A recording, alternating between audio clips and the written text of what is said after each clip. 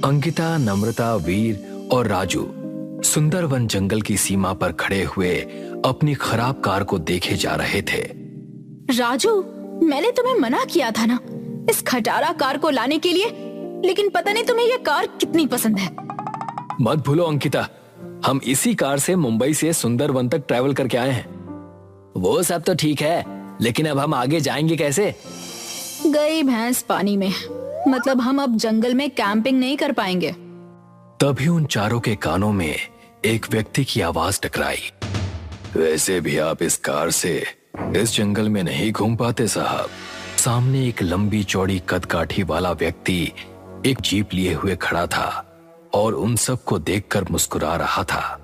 मेरा नाम कल्लू है साहब, मैं गाइड भी हूँ और ड्राइवर भी। अगर आपको इस जंगल में घूमने का मजा लेना है तो मेरी जीप में बैठ जाइए। यहाँ आने वाले ज्यादातर टूरिस्ट मेरी जीप में ही बैठकर इस जंगल की सैर करते हैं। वो चारों दोस्त कल्लू की जीप पर सवार हो गए। कल्लू उस जीप को जंगल के कच्चे रास्ते की तरफ दौड़ाने लगा। तभी उन चारों की नजर जंगल के अंदर बनी हुई एक पक्की सड़क पर गई। कल्लू, ये पक्की सड़क कहाँ जा रही है? ये सुनकर कल्लू बुरी तरह से चौंक गया। साहब, ये सड़क हाल फिलहाल ही बनी है, आप उस पर ध्यान मत दीजिए, हम इस रास्ते से जाते हैं। क्या बकवास कर रहे हो तुम? हम उसी सड़क से जाएंगे। साहब, आप मेरी बात समझ नहीं रहे। इस जंगल में कभी कभी अजीबोगरीब रहस्यमयी घटनाएं घटती हैं। हम एडवेंचर पर निकले हैं, हमें रहस्यमयी घटनाओं को देखना है। मजबूरन कल्लू को जीप का रास्ता उस पक्की सड़क से ले जाना पड़ा। जीप के काफी दूर चलने के बाद अचानक जीप रुक जाती है। तुमने जीप क्यों रोक दी कल्लू? कल्लू तुरंत जीप से उतरकर देखने लगा। वाह, कितनी खूबसूरत और बड़ी हवेली है। अंकिता की बात सुनकर तीनों दोस्त आश्चर्य से उस हवेली को देखने लगे। कल्लू, तुमने बताया नहीं कि यहाँ पर एक सुंदर वीरान हवेली भी है। शायद ये हम जैसे टूरिस्टों के लिए किसी बड़े आदमी ने बनवाई होगी। राजू ने इतना कहा ही था कि तभी एक बूढ़ी स्त्री उन सबको घूरने लगी। कौन हो तुम सब? क्यों, तुम यहाँ कोई पुलिस वाली हो क्या? अगर अपनी जान बचाना चाहते हो तो इस हवेली के अंदर जाने की सोचना भी मत, क्योंकि कुछ देर पहले यहाँ इस हवेली का नाम और निशान तक नहीं था। वो अपने शिकार को फंसाने के लिए ऐसा ही करता है। तो तुम ये कहना चाहती हो कि ये हवेली कुछ देर पहले अपने आप बनकर तैयार हो गई? ऐसा कैसे हो सकता है? बूढ़ी औरत उन सब की ओर देखकर भारी आवाज में बोली। नस नस, नस नस, उसके लिए ऐसा करना बिल्कुल भी मुश्किल नहीं। तभी वहां पर अचानक से बारिश शुरू हो गई। चलो सब अंदर चलते हैं, इस जंगल की बारिश कहीं हमें बीमार न कर दे। कुछ ही देर बाद अंकिता, नम्रता, वीर और राजू आश्चर्य भरी नजरों से उस पुरानी हवेली को देख रहे थे कि तभी उनके कानों में उस ड्राइवर कल्लू की आवाज टकराई। मैं आप सबसे अभी कह देता हूँ, मुझे यहाँ पर कुछ भी ठीक नहीं लग रहा। हम सबको यहाँ से वापस चलना चाहिए। कल्लू की बात सुनकर वीर ने उनकी ओर देखकर हंसते हुए कहा, देखो कल्लू, तुम गांव वाले आज भी पुराने जमाने में ही जीते हो। जैसा तुम सोच रहे हो वैसा कुछ भी नहीं है। वीर सही कह रहा है कल्लू, बाहर बारिश हो रही है और रात भी होने वाली है। हमें रात बिताने के लिए इस वीरान हवेली से अच्छी जगह और कहीं नहीं मिल सकती। और तुम देख नहीं रहे कि इस हवेली के अंदर हमारी जरूरत की हर एक चीज मौजूद है। वही सब तो देखकर मैं आप सबसे कह रहा हूँ।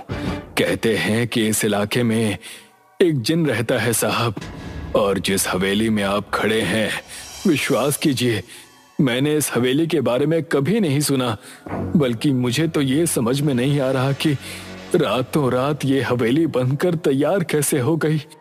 देखो कल्लू, अगर तुम्हें जाना है तो तुम जा सकते हो और सुबह 9 बजे वापस आ जाना। हम चारों तुम्हें यहीं जिंदा मिलेंगे। कल्लू डरता हुआ उस हवेली से बाहर निकल गया। वो हवेली से बाहर निकला ही था कि तभी उसके कानों से एक अजीब सी आवाज टकराई। तभी कल्लू के इर्द गिर्द काला धुआं फैलने लगा। अगले ही पल उस काले धुएं ने एक बड़े ही भयानक मानव का रूप धारण कर लिया, जिसका शरीर केवल आधा ही था। उस भयानक मानव की एक आंख, एक हाथ और एक ही पैर था, और एक पैर था ही नहीं।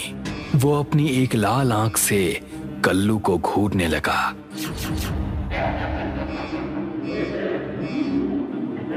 कौन हो तुम?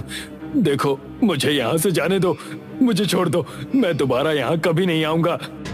तभी वो आधा भयानक मानव बिजली की रफ्तार से कल्लू के नजदीक आ गया। जैसे ही उसने अपना एक हाथ कल्लू के शरीर पर रखा, अचानक कल्लू के शरीर से मांस मानो उसके कंकाल से अलग होने लगा। कुछ ही पलों बाद कल्लू कंकाल में परिवर्तित हो गया। अंकिता, जो कि नम्रता से बात कर रही थी, अचानक चौंकते हुए नम्रता से कहती है, नम्रता, क्या तुम्हें कल्लू की चीख सुनाई दी? अंकिता, तेरे कान बज रहे होंगे। तभी राजू तीनों की ओर देखकर कहता है, देखो भाई, जंगल के ऊबड़ खाबड़ रास्ते से सफर करके मेरे तो पूरे शरीर में बहुत दर्द हो रहा है। मैं चला सोने, तुम चारों अपना अपना कमरा चूज कर लो। कुछ ही देर बाद वो चारों अलग अलग कमरे में बिस्तर पर लेटे हुए थे। नम्रता की आंख लगी ही थी कि तभी अचानक उसे ऐसा महसूस हुआ जैसे कि कोई उसके पास खड़ा हो। नम्रता ने अपनी आंखें जैसे ही खोली तो उसने देखा कि सामने राजू खड़ा उसे घूर रहा था। ये क्या बदतमीजी है राजू? तुम मेरे रूम के अंदर क्या कर रहे हो? मैं तुम्हें कुछ दिखाना चाहता हूँ नम्रता। क्या दिखाना चाहते हो? एक बार मेरे साथ चलकर तो देखो।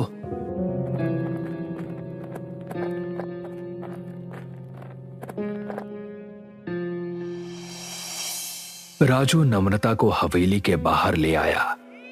बाहर तो कुछ नहीं है। तभी अचानक राजू एक तेज धमाके के साथ आधे मानव में परिवर्तित होकर नम्रता को घूरने लगा।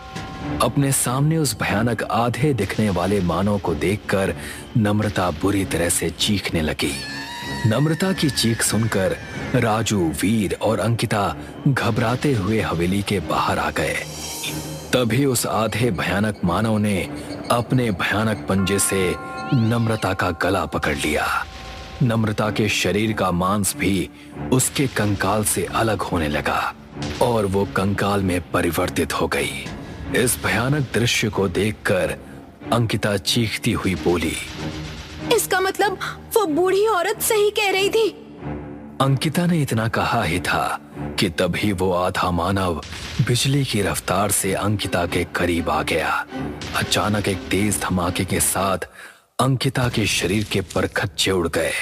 राजू और वीर बुरी तरह से कांपने लगे कि तभी वो बूढ़ी स्त्री हाथ में लालटेन लिए वहां पहुंच जाती है। उसके आते ही वो भयानक मानव धुआं बनकर वहां से गायब हो जाता है। जल्दी से यहाँ से चलो, मैं उसे ज्यादा देर रोक नहीं पाऊंगी।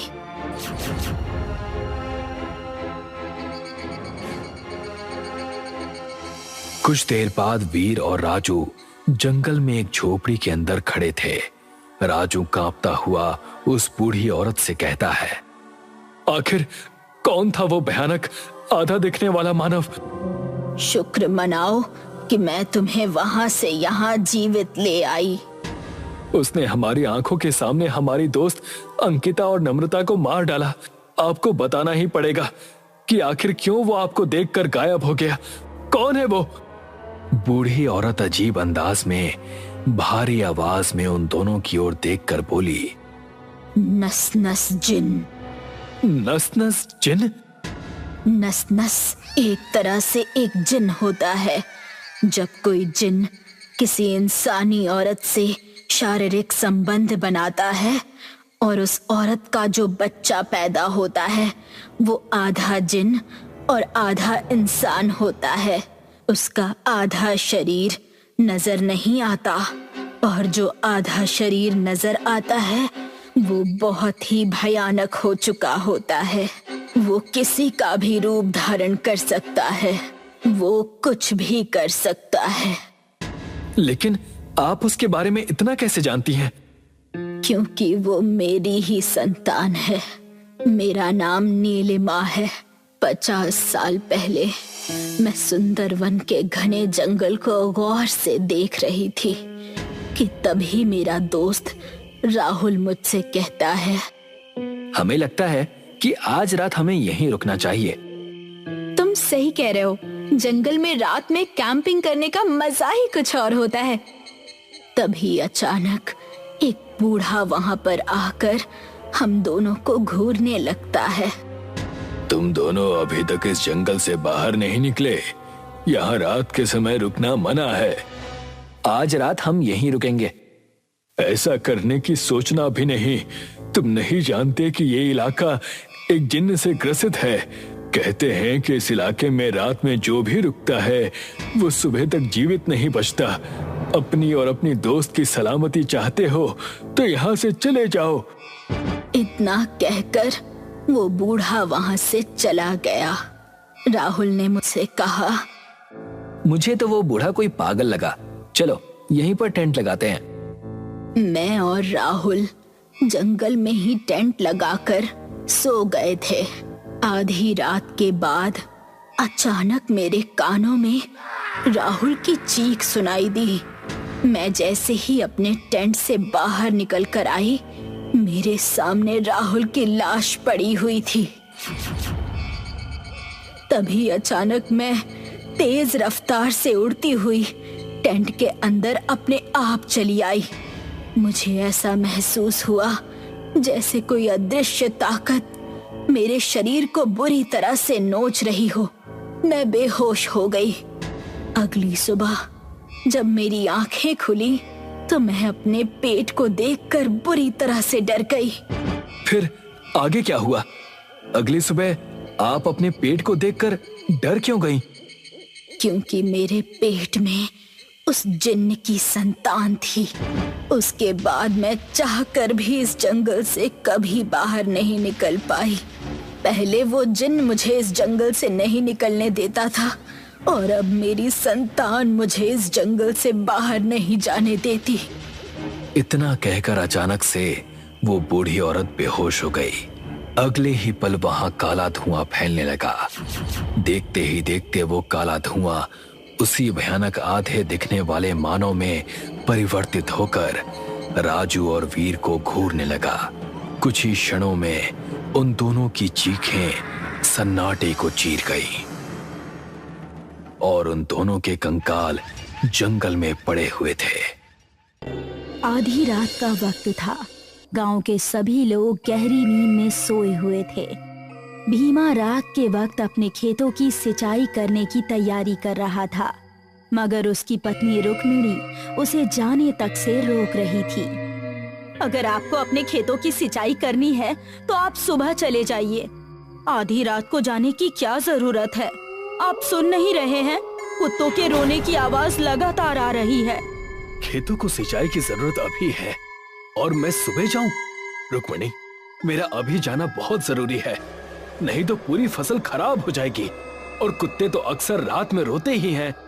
लोग कहते हैं कि जब भी रात के समय कुत्ते रोते हैं तो उस जंगल के पुराने खंडहर के आसपास कुछ अपशगुन जरूर होता है और लोग रहस्यमयी तरीके से लापता हो जाते हैं, जिनका फिर कुछ पता नहीं चलता। तुम भी न रुक्मिणी, हद करती हो। मैं इन बातों को नहीं मानता। नहीं जी, आप मेरा कहना मानिए। आज मत जाइए, मुझे कुछ सही नहीं लग रहा है। मुझे मत रोको रुक्मिणी, मैं अकेला नहीं जा रहा, अपने दोस्त राजन को भी साथ लिए जा रहा हूँ। इतना कहकर भीमा चला गया। सर्द रात में राजन और उसका पड़ोसी भीमा खेतों की सिंचाई करने पहुंच गए। ठंड अपने पूरे शबाब पर थी। उन दोनों ने सर्दी से बचाव के लिए आग जला ली थी। वो दोनों उस मनहूस खंडहर से ज्यादा दूरी पर नहीं थे। अचानक उन दोनों के कानों में एक दिल दहला देने वाली चीख सुनाई पड़ी। चीख किसी औरत की थी। चीख सुनकर राजन के तन बदन में डर की एक लहर सी दौड़ गई। भीमा, तुमने कुछ सुना? भीमा जो अपने नाम के जैसा ही लंबा तगड़ा युवक था और बोला, हाँ, मैंने भी वो चीख स्पष्ट सुनी है जो उस खंडहर की तरफ से आई है। तभी अचानक फिर से बचाओ बचाओ के साथ रोने और चिल्लाने की आवाजें फिर से सुनाई पड़ी। ये सब सुनकर दोनों विचलित हो गए। अचानक मन में कुछ निश्चय कर भीमा ने हाथ में लाठी उठा ली और खंडहर की ओर चल दिया। ये क्या पागलपन कर रहे हो भीमा? हमें यहाँ से चलना चाहिए। मुझे कुछ गड़बड़ लग रही है और मैं तो वैसे भी आज रात आने के लिए तैयार नहीं था। सिर्फ तेरी वजह से यहाँ पर आया हूँ। चल हट डरपोक कहीं का। जरा सोच कर देख, अगर कोई अपना सचमुच ही वहाँ पर खतरे में हो तो क्या हम उसकी सहायता ना करें? उसे यूं ही छोड़ दे क्या वहाँ मरने के लिए? भीमा के इस सवाल से राजन चुप हो गया और भीमा भागते हुए कुछ ही समय में उस भयानक जंगल में घुस गया। थोड़ी देर बाद ही वो दोनों घने जंगल के बीचों बीच खड़े थे। घने कोहरे में वो दोनों आंखें फाड़ फाड़ कर देखने का प्रयत्न कर रहे थे। इतनी देर में ही एक बार फिर से उस औरत की चीखें उन दोनों के कानों में पड़ी। भीमा और राजन चीख की दिशा में भागने लगे। वो दोनों थोड़ी ही दूर पहुंचे थे कि तभी सामने से कोई बहुत तेजी से भागा आया और सीधा भीमा से आकर टकरा गया और वो धड़ाम से जमीन पर जा गिरा। उससे टकराने वाली एक औरत थी। डर के मारे वो भीमा से लिपट सी गई और चीखते हुए कह रही थी, मामा, मुझे बचा लो, मुझे बचा लो, वो मुझे मार डालेंगे, बचा लो मुझे। इतना कहकर वो भीमा की बाहों में ही अपने होशो हवास खो बैठी और बेहोश हो गई। भीमा उसकी खूबसूरती देखकर अपनी सुध बुध खो बैठा और राजन की तरफ देखते हुए बोला, जा जल्दी से पानी लेकर आ, क्योंकि इसे होश में लाना जरूरी है।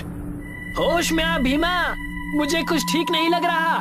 जरा गौर कर, यहाँ इस औरत के अलावा और कोई इंसान मुझे मौजूद नहीं दिख रहा। ठीक है, अगर तू नहीं जाएगा तो फिर मैं ही चला जाऊंगा। ठीक है, मैं जाता हूँ। राजन पानी लेने वहाँ से चल पड़ा। वहाँ थोड़ी दूर पर ही वो मनहूस खंडहर भी मौजूद था, जिसके पास ही एक पुराना कुआं भी मौजूद था।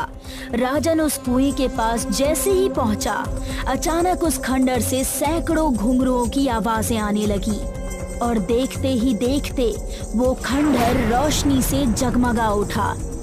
अचानक राजन के कानों में भीमा की दिल दहला देने वाली चीख सुनाई दी। राजन तुरंत भीमा की तरफ दौड़ने लगा, मगर जैसे ही वो भीमा के नजदीक पहुंचा तो सामने का मंजर देखकर उसके रोंगटे खड़े हो गए। उसके सामने एक बेहद भयानक काले चेहरे वाली औरत खड़ी थी और भीमा की मृत खून से लथपथ लाश जमीन पर पड़ी हुई थी। देखते ही देखते उस भयानक दिखने वाली काली चमड़ी वाली औरत ने भीमा के मृत शरीर का मांस खाना शुरू कर दिया। ये देखकर राजन की चीख निकल गई। राजन के भागने से पहले ही अचानक राजन को काली परछाइयों ने घेर लिया। उन सब के चेहरे बेहद भयानक थे। अचानक वो काली चमड़ी वाली उड़ते हुए राजन के सीने पर बैठ गई। राजन की एक दिल दहला देने वाली चीख सन्नाटे को चीर गई। दूसरे दिन भीमा और राजन के लापता होने की खबर जंगल में आग की तरह फैल गई। गांव के एक व्यक्ति ने मुखिया से पूछा, मुखिया जी, अब बस बहुत हो गया। जब जब इस गांव में कुत्ते रोते हैं तब तब कुछ अपशकुन होता है। यहाँ के रहने वालों के गायब होने की वारदातें हमारे बाप दादा उनके जमाने से होती चली आ रही हैं और हम कुछ नहीं कर पा रहे। आखिर कब तक हमारे नौजवान उस खंडहर के पास रहस्यमयी ढंग से गायब होते रहेंगे? तुम्हें क्या लगता है मुझे इसकी चिंता नहीं? उस खंडहर को तोड़ने की कोशिश 1000 बार की गई। जब भी उस खंडहर को तोड़ा गया, दूसरे दिन खंडहर खुद ब खुद अपनी जगह पर स्वयं बन जाता है। तो फिर इसका मतलब तो यही है कि हम सबको अब इस गांव को छोड़ देना चाहिए। इस राज से पर्दा अब नहीं उठेगा। बहुत से तांत्रिक और बाबाओं ने पता लगाने की कोशिश की, लेकिन वो पता नहीं लगा पाए। कुछ ने तो अपनी जान भी गंवा दी। लेकिन इस बार मैंने बहुत पहुंचे तांत्रिक अघोरा को बुलाया है। कहते हैं वो इतना शक्तिशाली है कि भूतकाल और भविष्य में भी आसानी से आ जा सकता है। तभी गांव वालों के कानों से तांत्रिक अघोरा की आवाज टकराई। अलख निरंजन। अघोरा मुखिया के नजदीक आकर खड़ा हो गया। मुखिया ने हाथ जोड़कर बाबा को सारी स्थिति बताई। रात हो गई है, ये सही समय है, चलो मेरे साथ। और हाँ, इस गांव में जिसके पास जितना भी पेट्रोल हो वो सब ले लो और सारे गांव वाले इकट्ठा होकर मेरे साथ उस खंडहर पर चलो। इतना कहकर सभी गांव वाले बाबा के साथ उस खंडहर पर आ गए। तांत्रिक अघोरा ने अपनी आंखें बंद कर ली। अघोरा की आंखें बंद करते ही बहुत तेज हवा चलने लगी। कुछ देर बाद अचानक अघोरा ने अपनी आंखें खोलकर कहा, अलख निरंजन। क्या आपने अपनी दिव्य दृष्टि से कुछ देखा? हाँ मुखिया, देखा। मैंने भूतकाल में जाकर सब देखा। तांत्रिक अघोरा चीख कर बोला, कालो, उसका नाम कालो है। कई वर्षों से यहाँ के नौजवानों को मारकर उनके शरीर के मांस के साथ साथ उनकी हड्डियां तक खा जाती है। तांत्रिक अघोरा की बात सुनकर सभी गांव वालों की आंखों में दहशत झलकने लगी। ये अंग्रेजों के जमाने की बात है, जब ये गांव क्रांतिकारियों के गांव के नाम से मशहूर था। उस जमाने में एक औरत यहाँ इस खंडहर में रहती थी जिसका नाम कालो था। कालो एक बेहद सुंदर और खतरनाक स्त्री थी जिसके ना जाने कितने अंग्रेज अफसरों के साथ नाजायज शारीरिक संबंध थे। कालो काला जादू करने में माहिर थी। शैतान को खुश करने के लिए और सदैव जवान और सुंदर दिखने के लिए वो गांव की औरतों और मर्दों को अंग्रेजों द्वारा जबरदस्ती पकड़कर उनकी बलि लिया करती थी और बलि देकर वो उन सब का कच्चा मांस खा जाती थी। जब इस बात की भनक क्रांतिकारियों को लगी तो उन्होंने कालो को जिंदा दीवार में चुनवा दिया।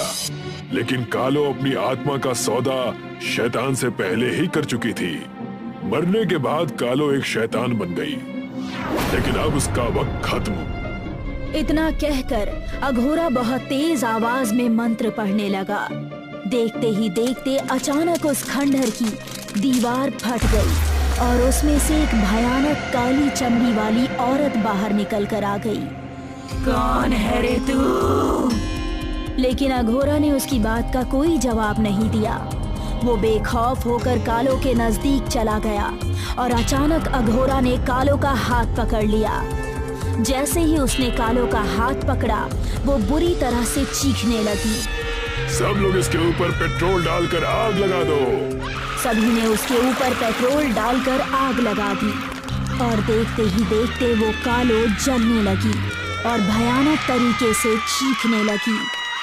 अचानक कालो धुएं के रूप में परिवर्तित होकर जमीन के अंदर समा गई और वो खंडहर अपने आप टूटकर नीचे गिर गया।